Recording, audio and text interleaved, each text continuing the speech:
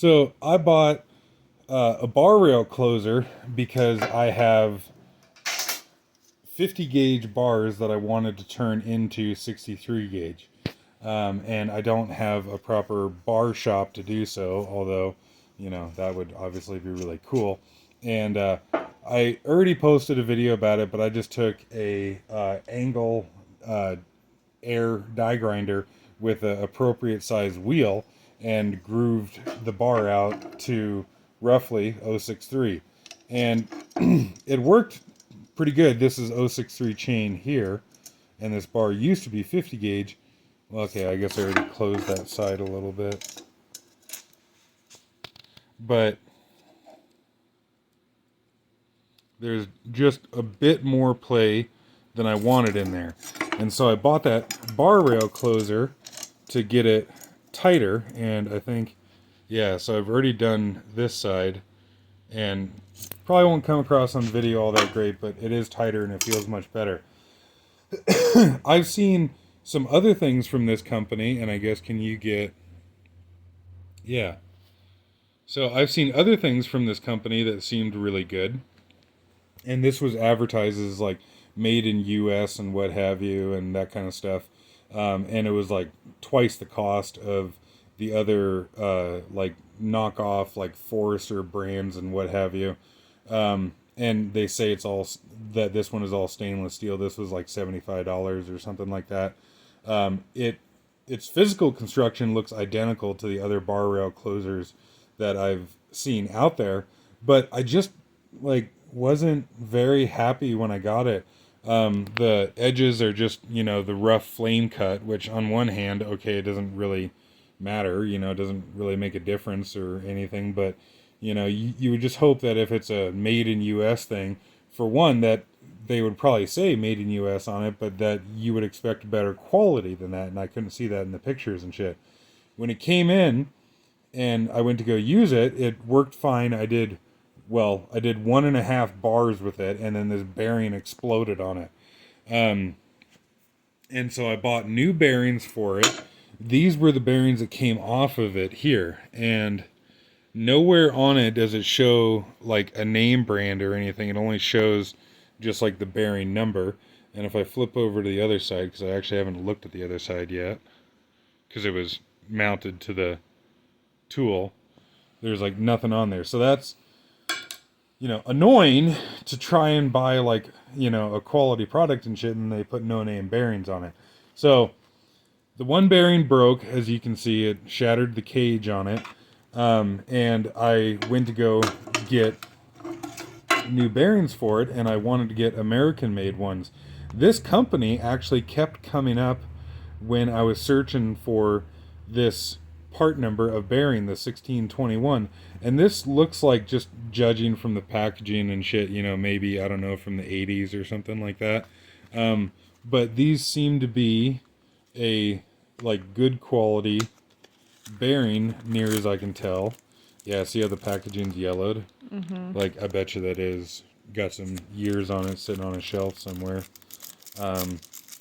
Which is fine. I don't care. Like, it obviously was like stored well and shit. It's not like somebody stored it in a bucket of water or whatever.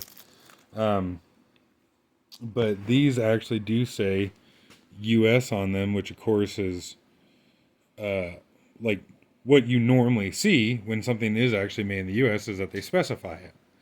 Mm-hmm. But so I'll get the bearing swapped out here and then show you this tool like running up and down the bar. So yeah.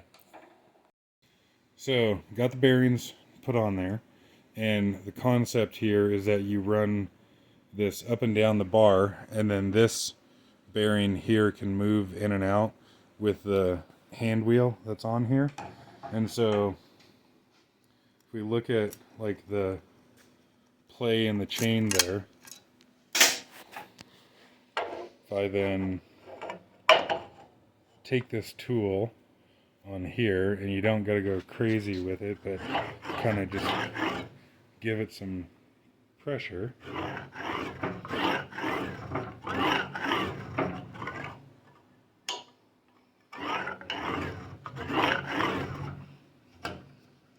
And it definitely takes some time and patience. You kind of got to go back and forth with it and what have you. See, like that's not quite moving it yet. And like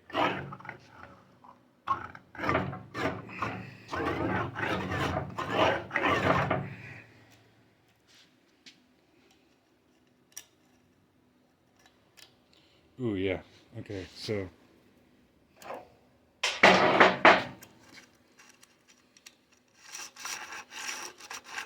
it's still moving decent, but has tightened up the rail. And so really that's all you do is just kind of squeeze the bearings together, run it up and down on the bar, and tighten up a rail. Now, my application is not really a good one for it because my bar rails are still parallel. I'm actually trying to squeeze them tighter than it was from the factory.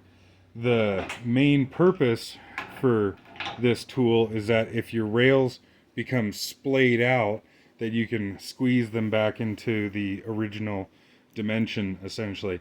And I would imagine that these tools would work much better for that than what I'm doing with it.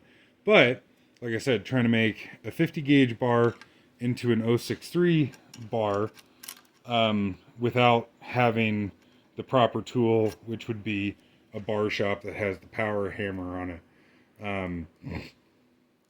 and a more precise like grooving wheel on it.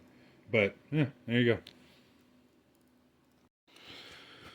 Obviously what I'm doing with the cutoff wheel and the bar rail closer to like re-groove a bar is a very, relatively speaking, is a very crude thing. And so there were some, tight spots in the bar, some little tighter than others and what have you, but this is, yeah, so see, like there's kind of a loose spot right there. There's kind of a tight spot. But all in all, it's not bad. And I put this bar and chain on my 440 and ran it for a little bit just to get the chain turning on the bar and a saw that has a fair amount of oil. And I only ran it for a couple minutes, but it has kind of loosened up the bar and what have you. So we'll just, see how this goes. But as of so far, this is my best method for regrooving a bar. And made myself a little like, exhaust pipe outlet or whatever for the saw. And that is actually a piece of coolant tubing off of a 6-liter EGR cooler. So that's the one useful thing that I guess we can find out of an EGR cooler.